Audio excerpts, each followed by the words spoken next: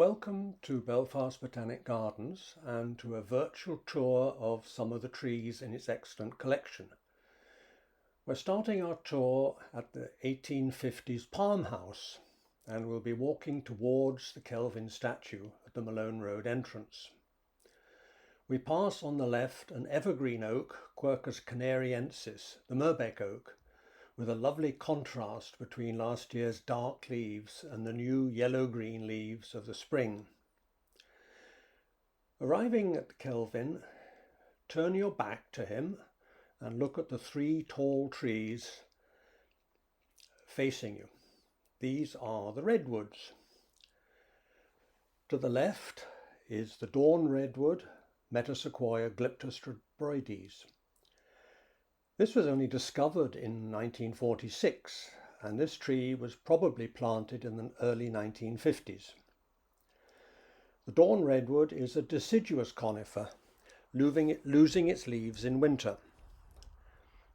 The central of the three trees is the giant redwood, Sequoiadendron giganteum. This is from the Sierra Nevada in California, where they reach over 90 meters in height. This tree in the Botanic Gardens was planted in 1973 to replace an earlier damaged tree.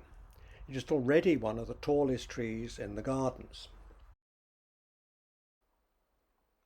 The short leaves are very tightly pressed to the stem, quite different from the other redwoods. The third redwood in our collection is the coastal redwood, Sequoia sempervirens. This comes from the moist coastal strip of California, and it is very happy at home in our moist climate. The leaves are quite distinct from those of the giant redwood. If we now turn towards the Kelvin statue, you'll see a small conifer with elegant drooping branches. This is the brewer's weeping spruce, Picea breweriana. It's a rare species from a small area in the western United States. It's now widely cultivated as an ornamental tree. Produces prolific pink male cones in the spring.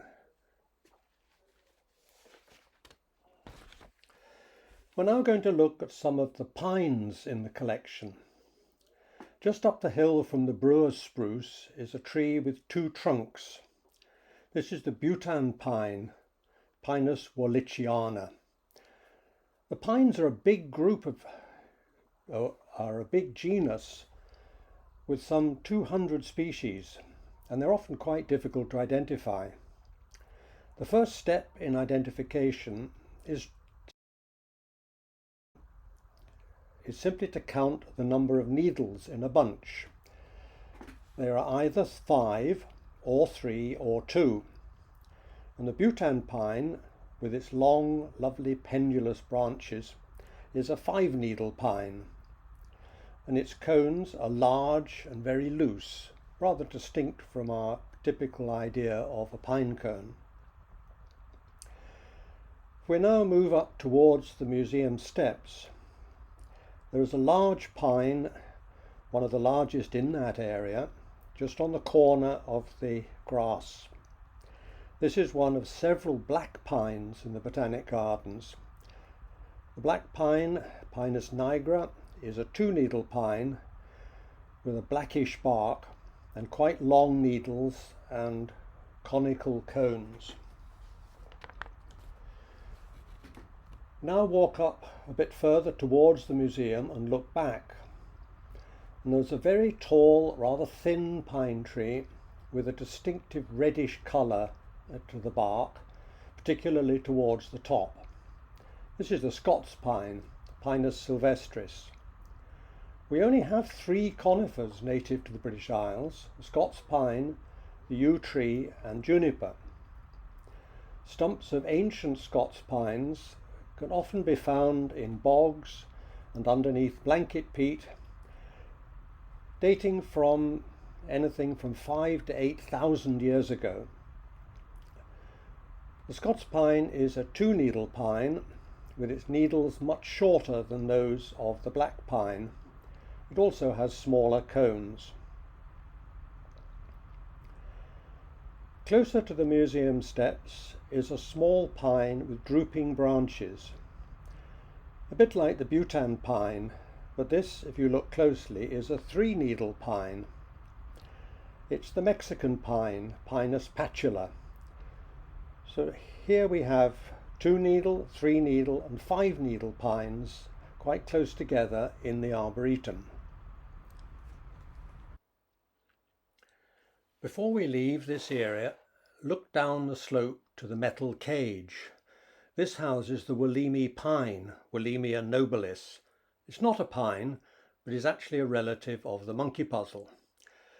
It was discovered in 1994 in northern Australia by David Noble, and there's only one tiny population in one isolated valley. It caused a huge excitement among botanists and horticulturalists, and seedlings from it were sent to botanic gardens all around the world to ensure its survival. And it's a good thing, because the wild population came very close to being wiped out in the 2020 bushfires. This plant was planted by Reg Maxwell in 2006, and because of its rarity was protected in a metal cage.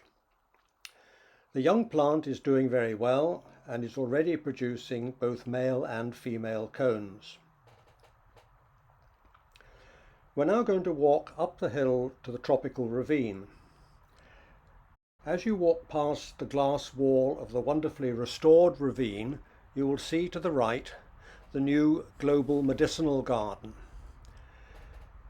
This is a joint project between the Friends of Belfast Botanic Gardens and the garden staff.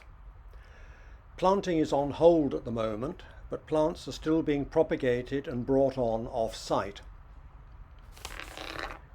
Included in the medicinal garden is a ginkgo tree. This primitive tree, dating from millions of years before the first flowering plants, was found in China in temple gardens, but is probably extinct in the wild.